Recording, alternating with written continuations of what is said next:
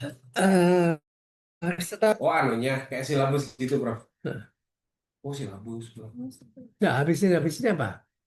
Materinya ya. Eh, Materi yang mau diajarkan hari ini, Prof. Itu lanjutin yang hipersensitivitas 2 sampai 4 Prof. Mbak, terus Iya. setelah itu Setelah itu dengue dan tifoid. kapan itu? Insya Allah Senin, Prof. Jam 10 kemarin. Tanggal berapa? Senin tanggal 9. Tanggal 10. Iya. 10 nanti ini ya. Hmm. Dengue sama tifus bisa jadi satu saja tuh. Itu banyak. Bismillahirrahmanirrahim. La haula wala quwata illa billahil azim. Assalamualaikum warahmatullahi wabarakatuh. Waalaikumsalam warahmatullahi wabarakatuh. Anu ya, Wabarakatuh. semua bisa mendengar suara saya kah? Ke dokter.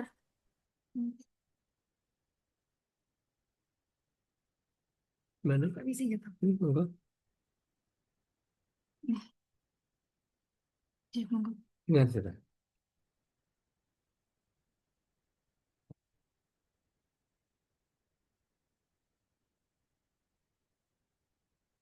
Ya, kita mulai dengan reaksi ya, hypersensitive type 2 sampai dengan type 4. Ini sebetulnya di dalam pelajaran hypersensitivity eh, tidak begitu dipentingkan seperti yang hypersensitivity type 1. Karena type 1 itu banyak juga yang didapat, yaitu mengenai immediate reaction dan ada anafilaktik ya. Kalau type 2 dan type 4 ini lebih ke arah disease di dalam apa di dalam jaringan, dan itu Anda masih belum banyak mendapatkan. Jadi sepertinya nanti hypersensitive type 2 dan type 4 ini agak menyulitkan di dalam menerimanya nanti. Tapi nggak apa-apa, saya tidak memberikan banyak pertanyaan soal untuk reaksi hypersensitivity ini, sepertinya nice to know aja ini. Jadi yang dimaksud dengan hepatitis type 2 itu adalah eh, penyakit-penyakit disebabkan oleh antibody ya. Nanti antibody mediated diseases, dan eh, diproduksi, dan mereka didapatkan kelainan karena ada antibody yang akan mengikat di antigen pada sel-sel tertentu atau pada jaringan tertentu. Ya, sehingga nanti membentuk suatu antigen antibody kompleks yang terdapat di dalam sirkulasi, that form in the circulation, dan biasanya itu dideposit atau ditumpuk atau deposit dikumpulkan di dinding pembuluh darah. Jadi ini adalah suatu penyakit yang disebabkan oleh antibodi yang nantinya melakukan kerusakan pada sel atau tisu antigen. Jadi ini suatu immune complex mediated disease. Jadi ini mekanisme adalah seperti ini. Ini yang pertama itu adalah model A.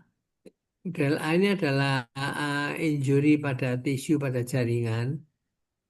Ini disebabkan oleh antibodi. Di sana ada antibodi deposit, di sana ada antigen. Dan antigen itu dipegang oleh antibodi. Dan ini ada di dalam suatu jaringan. Dan ini akan terjadi suatu rekrutmen dan aktivasi sel-sel inflamasi. Sel inflamasi itu adalah neutrofil dan makrofag. Makrofag ini kalau yang di dalam jaringan, dan dia ini mempunyai suatu model APC antigen presenting cell, dan sini ada FC reseptor, dan ini di merah ini kecilnya adalah adalah antigennya. Dan apabila terjadi suatu inflamasi di tisu tersebut, maka akan jadi suatu injury atau kerusakan dari apa? Dari tisu ya, tisu injury. Ini mekanisme pertama. Yang kedua, selain jangkauan antibody dan jangkauan immune complex mediated tissue injury. Dan tisu ini mengalami injured karena adanya suatu antibodi yang mengalami melakukan sirkulasi, mengikuti sirkulasi dalam pembuluh darah. Ini adalah pembuluh darah. Dan ini adalah antibodi, ini adalah suatu antigen. Yang terjadi suatu kompleks, satu imun. eh,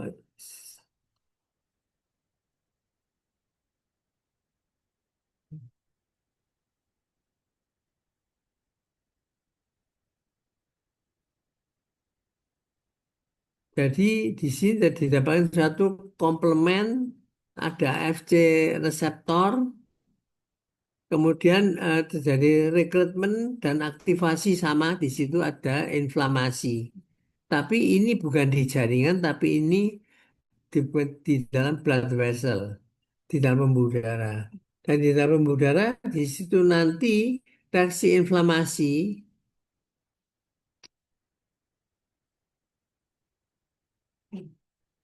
reaksi inflamasi tersebut itu akan mendeposit atau berkumpul di dinding.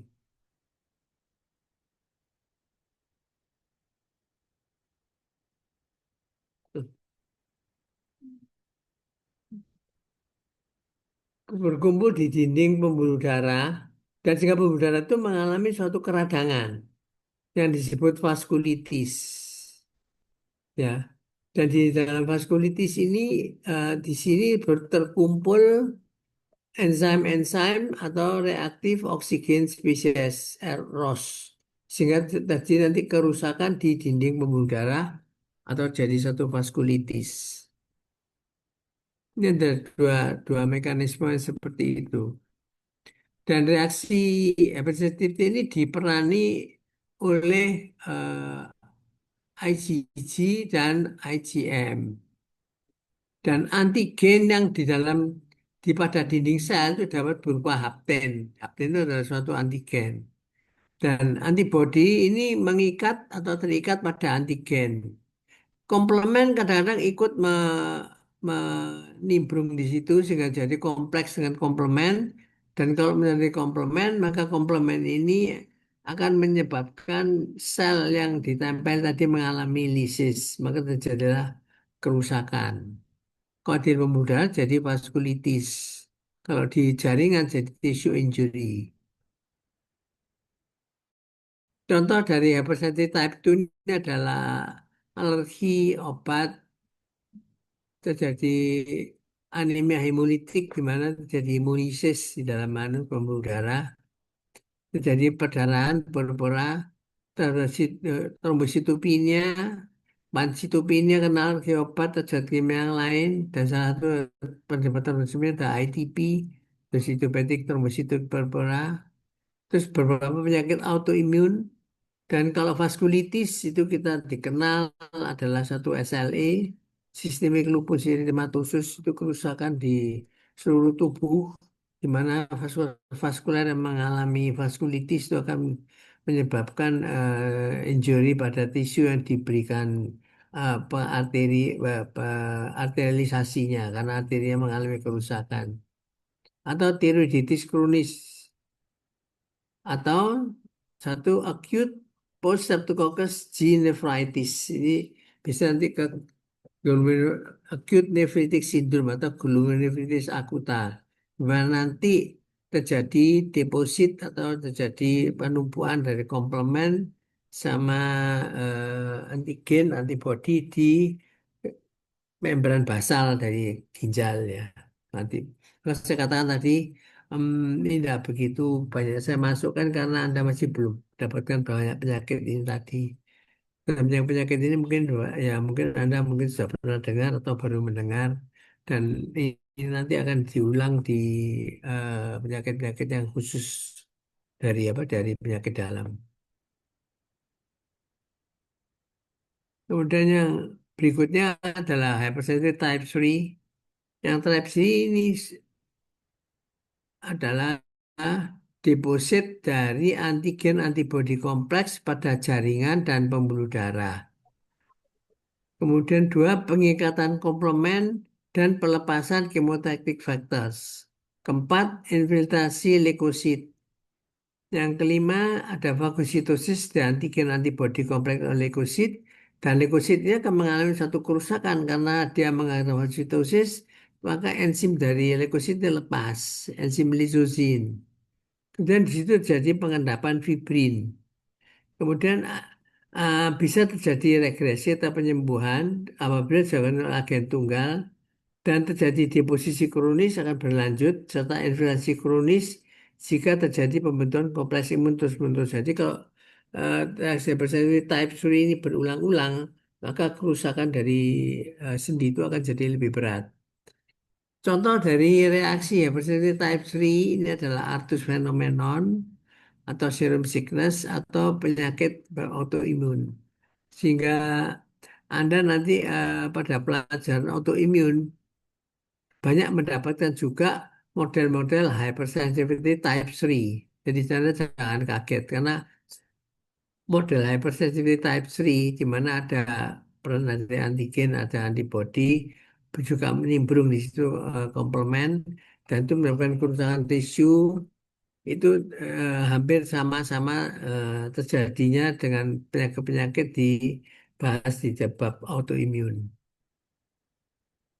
Jadi sebagai contohnya di sini ada penyakit rheumatoid arthritis di mana mengenai sendi, penyakit rheumatoid arthritis, kemudian serum sickness syndrome, alergi obat, periarteritis nodosa, kemudian chronic glomerulonephritis, dan suatu extensive allergic alveolitis dari paru.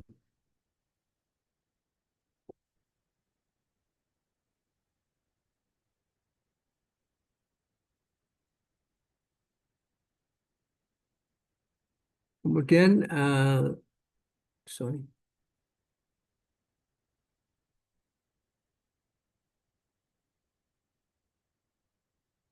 itu type 3 ya. Sekarang masuk ke type 4. Nah, di type 4 ini biasanya berperan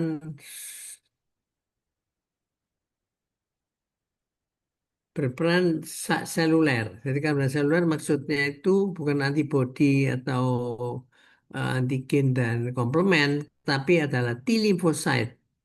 T lymphocyte ini adalah suatu limfosit yang kita ketahui ada helper, ada T sitotoksik TC, ada T reg, T regulator, dan TS, T suppressor.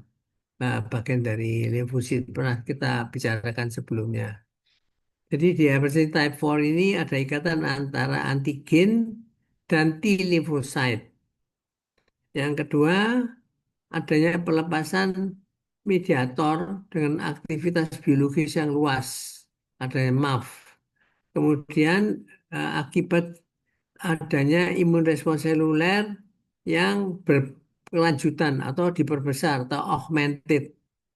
Kemudian ini juga ada akumulasi dari makrofag, satu imun sel imun dan leukosit ke tempat reaksi seperti tadi pada kita lihat di type 2 di mana antigen dan makrofag dan leukosit bersama-sama menyebabkan inflamasi dan tissue injury.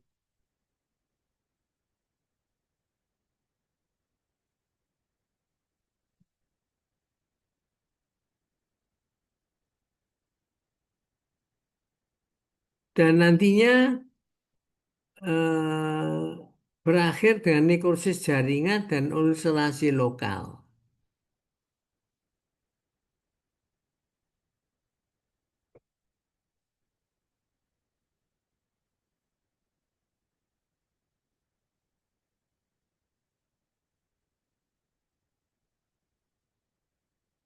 Jadi saya ulang ya, tadi kemungkinan terlalu jauh nih. T limfosit ini berperan sebagai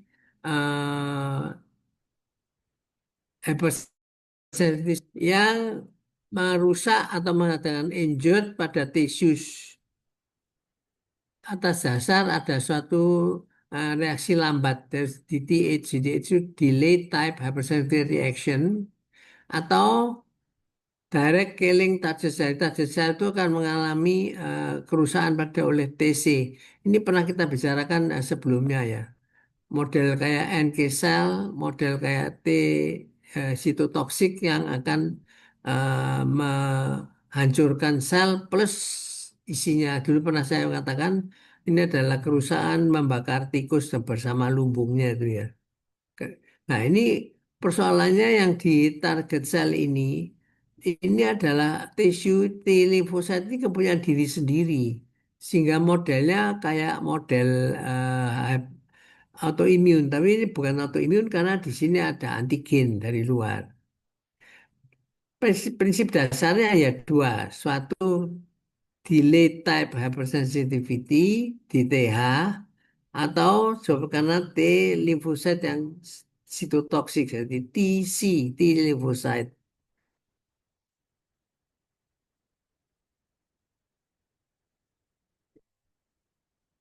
Hasilnya adalah sama nantinya. Hypersensitivity itu larinya nanti ke inflamasi dan ke tissue injury. Di yang type 2, type C juga ada inflamasi dan tissue injury. Tapi di sini yang berperan itu bukan IgG, IgM, tapi berperan adalah T lymphocyte atau CD4, di mana makrofag itu mengadakan suatu eh, fagositosis dari antigen dan antigen ini dikenali oleh CD4, maka CD4 akan mengadakan engagement dengan makrofag tadi. Dan CD4 setelah mengalami engagement, maka dia teraktifir sehingga membentuk sitokain. Juga pada normal tissue yang mengandung antigen, maka dia akan di engage oleh CD8. Kalau makrofag itu di engage oleh CD4, oleh yang tissue itu oleh CD8. Maka dua-duanya akan menghasilkan suatu sitokain dan sitokain ini memberikan suatu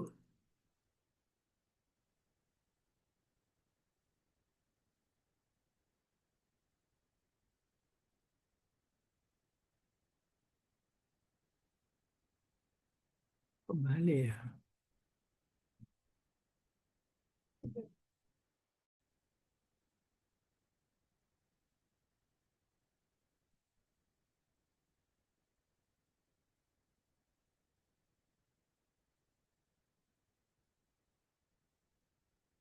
CD8 bersama-sama dengan CD4, yang satu mengenai antigen di dalam jaringan normal tissue, yang satu antigen di dalam APC atau immunokompetent cell. Kedua-duanya menyebabkan aktivasi dari CD4, CD8 untuk membentuk sitokain. Dan sitokain ini ada sitokain yang proinflamasi, di mana dia akan mengaktifir PMN, leukosit dan makrofag. Dan kedua-duanya menyebabkan suatu injury dari tisu. Tisu ini akan mengalami injury karena adanya sitokain tadi. Sehingga tisu tadi akan mengalami lisis. Waktu itu modelnya digambarkan sebagai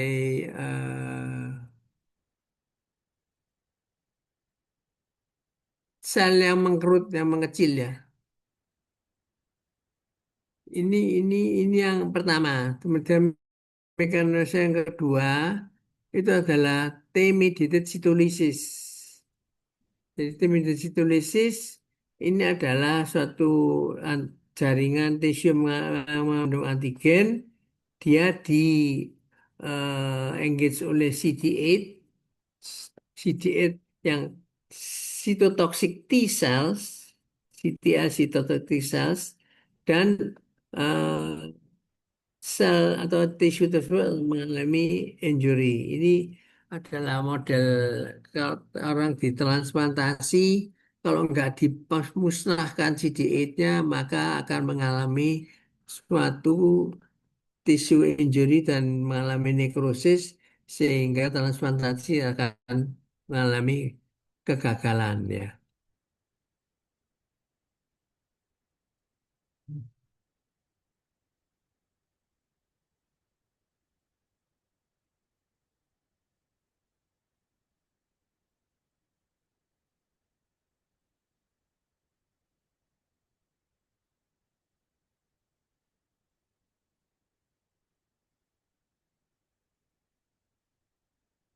Jadi ini saja langsung ke sini ya. Jadi daripada dari type 4 itu ada ikatan antara antigen dan T limfocyte. Jadi perannya adalah T limfocyte, bukan IgG, bukan IgM.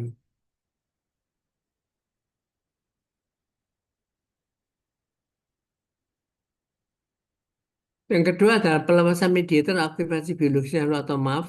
Yang ketiga adanya respons seluler yang augmented tadi yang saya katakan tidak besar. Kemudian adanya akumulasi makrofag atau leukosit di tempat reaksi dan terjadinya nekrosis jaringan atau ulcerasi lokal.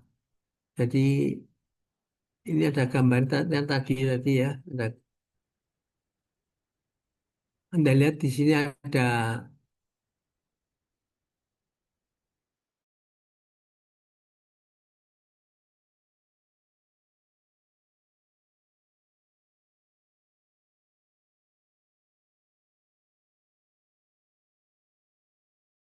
akumulasi dari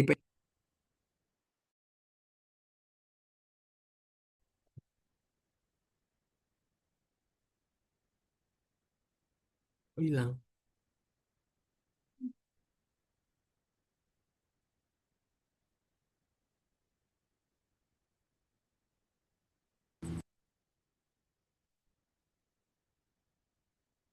Nggak slideshow tadi.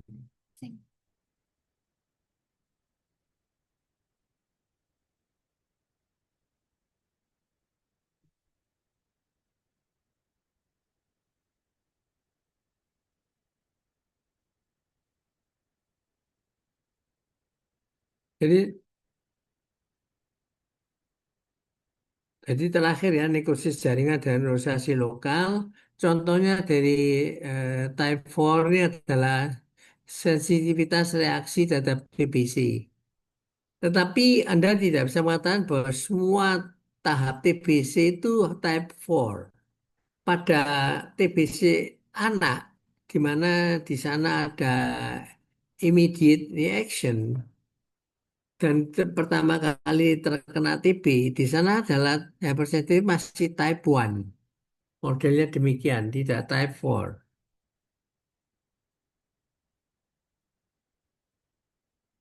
Tapi untuk TBC yang berikutnya pada TBC dewasa, maka justru akan terjadi kerusakan dari paru dan nantinya akan berdampak pada nekrosis dari paru, akan terjadi kaverna, akan terjadi hemopetisis, jadi batuk darah hemopetisis.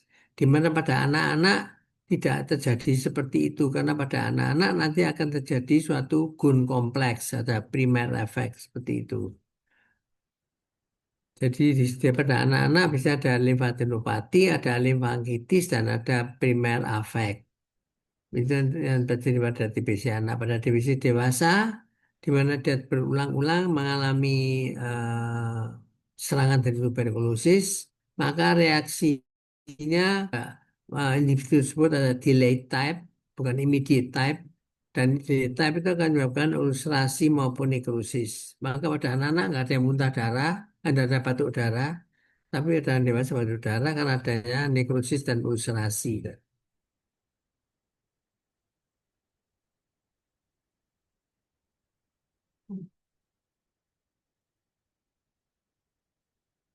Kemudian yang kedua adalah reaksi reaksi terhadap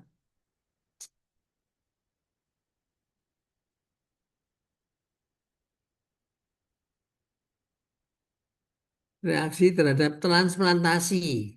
Transplantasi ini adalah seperti yang tadi kata CD8 dengan sitotoksiknya dia mengadakan suatu inflamasi pada.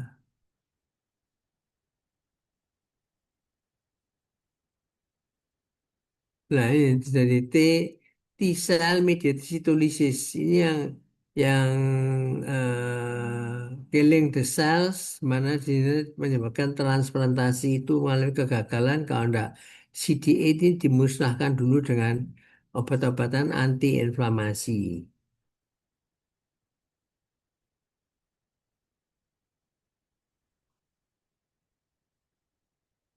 Yang ketiga ini adalah immunity, tumor immunity. Yang keempat adalah kontak dermatitis, di mana kontak dermatitisnya adalah dermatitis yang berulang-ulang dan tangannya tidak mengalami seperti hypersensitif yang type 1 immediate berupa urtikaria, tetapi merupakan satu dermatitis dengan ulcerasi dan kulitnya akan mengalami nekrosis atau kerusakan.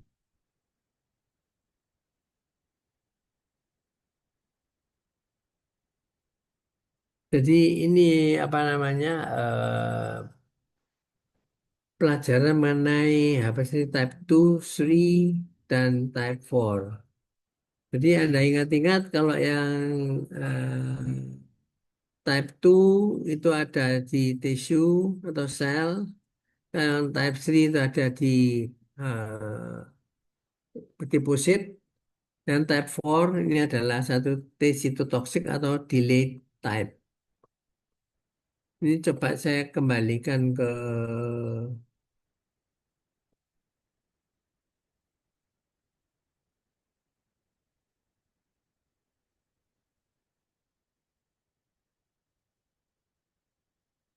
Nah, ini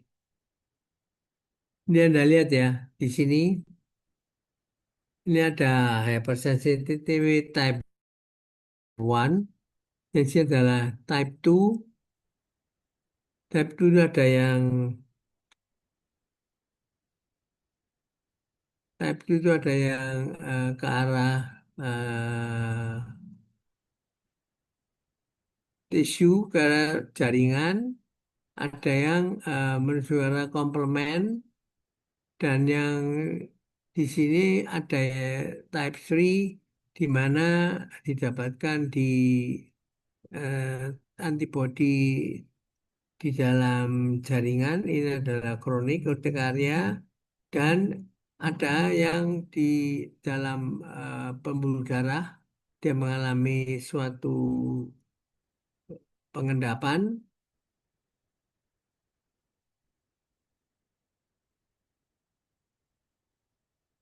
disertai adanya deposit komplement sehingga akan terjadi suatu kerusakan.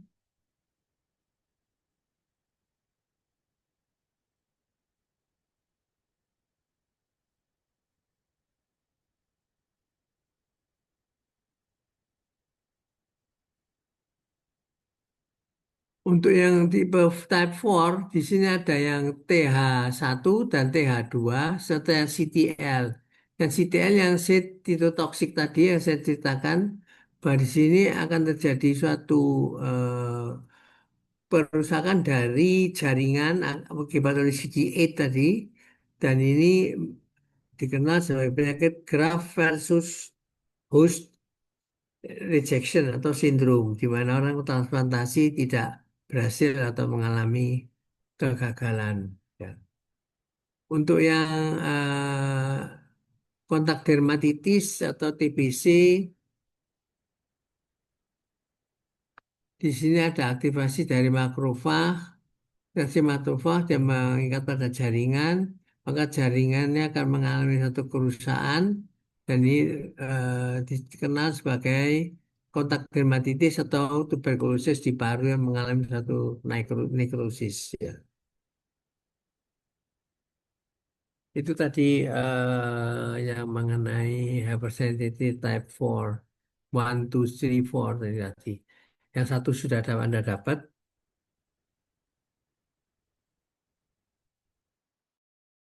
hilang. Hmm.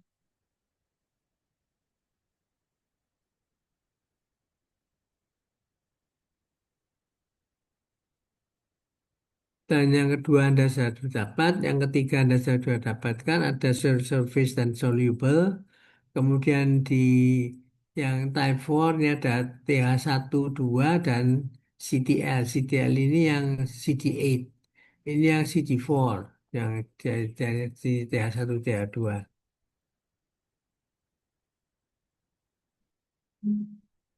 Demikian hypersensitivity telah selesai, maka saya tinggal nunggu ada yang mau ditanyakan barangkali.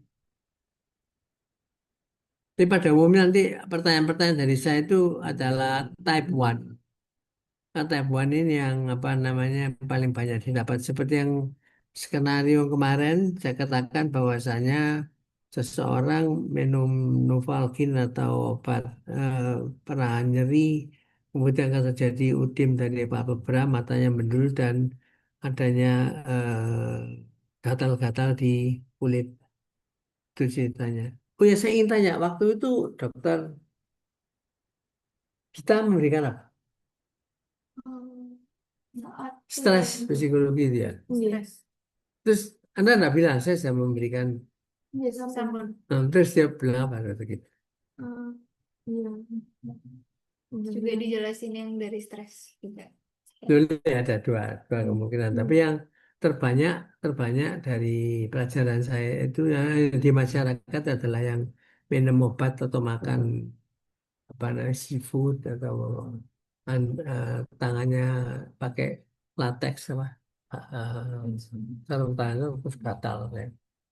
Terus kemudian ada lagi yang disebut dermatitis kontak, bisa selalu kontak dengan satu katakan kulit sepatu atau sandal ya, sampai kaki mengalami ulcerasi karena dia kontak dengan sandal bolak-balik terus sehingga terjadi suatu kronik atau delay type. Maksud delay type akan terjadi suatu dermatitis kontakta atau type 4 ini tadi. Ya. Mungkin masih bingung ya. Satu, three, four ini, four mungkin gampang ya. Itu katakanlah kalau orang ditransplantasi kemudian tidak bisa apa namanya menghilangkan CD8-nya, maka dia akan mengalami kegagalan.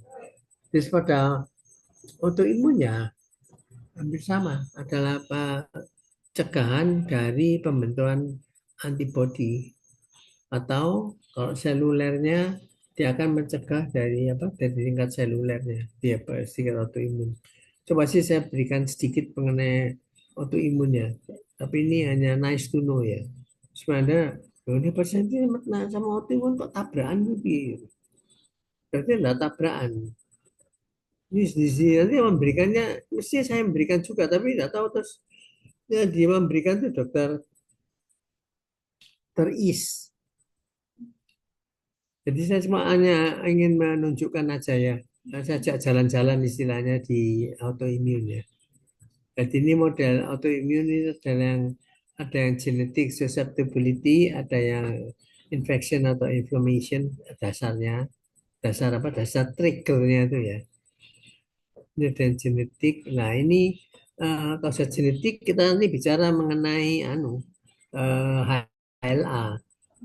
Ini dengan retilisnya kata pada rheumatoid, kalau seseorang punya HLA DR4 itu mempunyai kemungkinan 4 kali, itu relativisnya 4 kali terjadi rheumatoid arthritis dibandingkan dengan orang yang tanpa HLA DR4.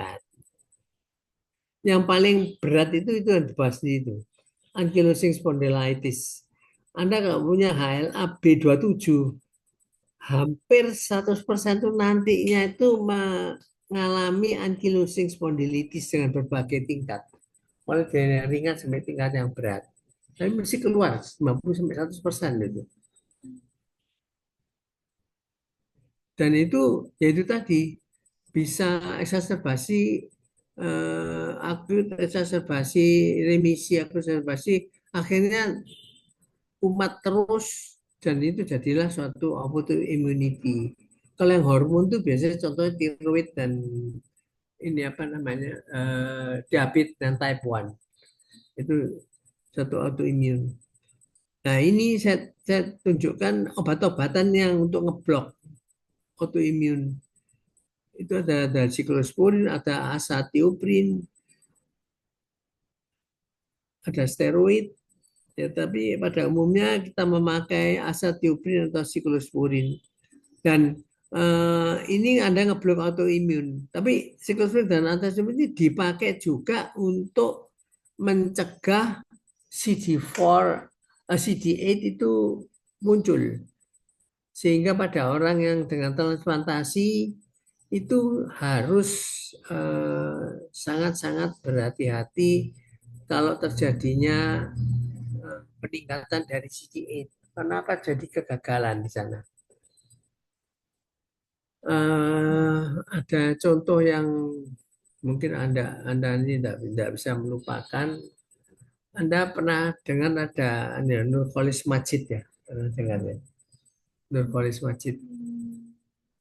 Tokoh NU dulu, Profesor Nurcholish Majid, di mana beliau meninggal karena transplantasi, sehabis transplantasi ini hepar. Anda kenal Dahlan Iskan? Ya, dia kan juga transplantasi hepar. Dia yang berhasil.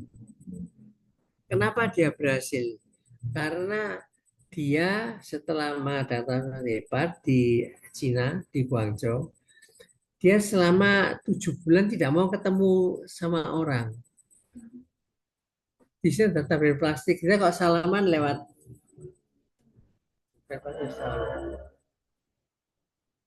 tapi dia begitu karena ada pelajaran dari almarhum Nurcholish Majid. Nurcholish Majid juga mengalami transplantasi seperti dia, juga berhasil transplantasinya. Nah, transplantasi berhasil terus diberikan model azathioprine, siklosporin, sehingga CD8-nya tidak ada. Karena nggak ada CD8, nggak ada CD4, maka imunnya akan imunokompetensinya nol. Karena nol, makrofag tidak bisa melakukan proses fagositosis karena tidak ada sitokin yang dihasilkan oleh CD4, CD8 untuk memberikan aktivasi makrofag mengadakan fagositosis kuman. Dan Nurcholish Majid, Anda tahu beliaunya adalah seorang kiai. Semua kan salam tangan, cium tangan, salam tangan. Yang cium tangan kan mempunyai banyak kuman. Akhirnya beliau terkena nosocomial infection. Kemudian dari Guangzhou dibawa ke Hong Kong. Mungkin dari Hong Kong bisa menatap baik. Tambah tetap jelek, sepsis. Dibawa ke Singapura, tetap sepsis. Akhirnya meninggal, pulang ke Indonesia.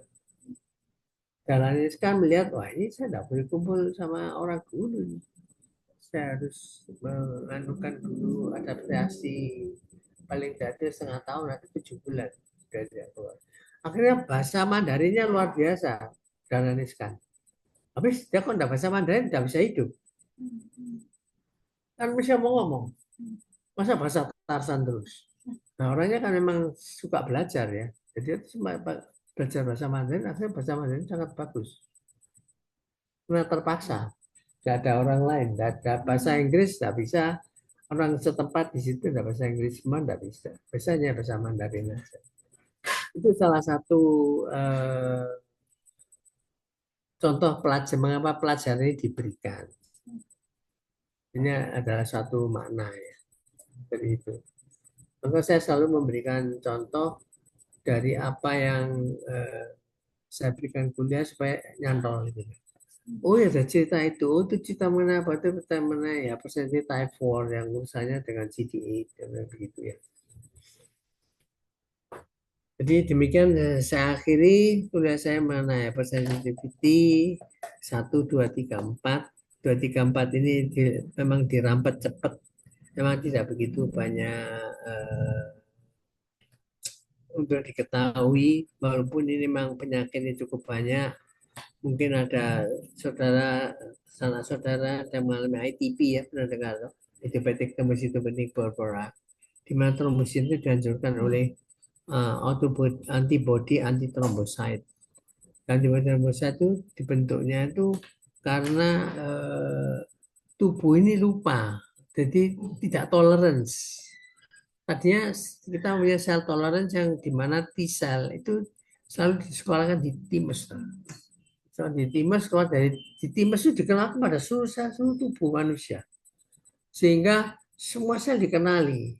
Kalau fail dalam satu pengenalan, maka dia akan menyerang tubuh sendiri karena tidak dikenal sih. Nah, itu kalau di aliran darah itu adalah IHA, jadi imunitik. Kalau imunitik kita pakai keterangan si autoimun itu adalah hypersensitivity type 2. Kan hancurnya di aliran darah. Trombosit juga di aliran darah. Di situ mengalami suatu lisis, satunya juga mengalami lisis dari trombositopenia, satu mengalami suatu anemia.